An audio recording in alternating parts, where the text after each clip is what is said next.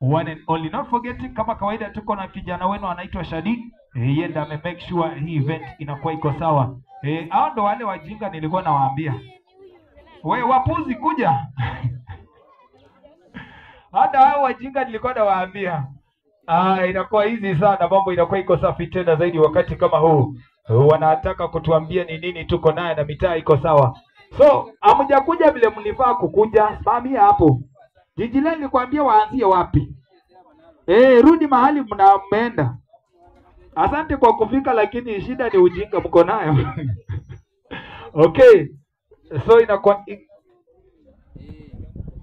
okay, wanaitonga the one and only. Mambo inakuwa iko safi. Nyuma kidogo. Mpita hao wasanii wanakuja. Hata mnaweza wasalimia. Ndio wajue kama nyinyi watu. Lakini sasa ati umeshinda zawadi kama hiyo na uambiwe sijui ni nini ulikuwa unafanya. Anyway.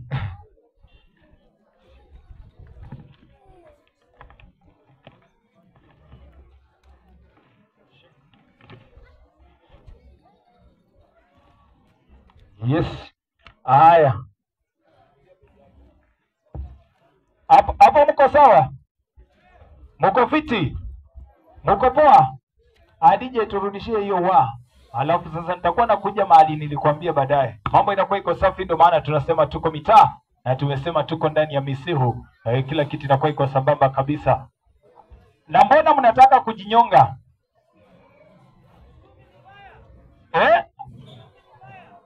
Mbona mnataka kujinyonga? Mmekuja mmalizie maisha yenu hapa. Haya sawa, by DJ. Ukiwa sawa nipatie, wanaitonga the one and only, right?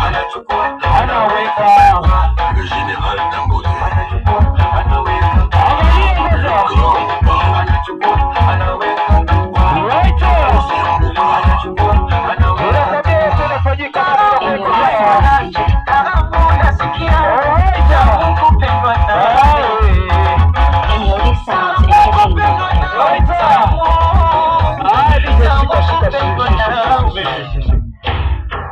Hiyo si speed mnakuja naye, kwani umeitwa kukula? Rudi mahali umekuwa. Mimi mkikuja vile sitaki, hamtafika hapa. Mkuje pole pole. Kwanza hapo inakuwa karibu sana, tena songa nyuma kidogo. Hata enda kwa barabara by the way. Si sauti inafika hapo.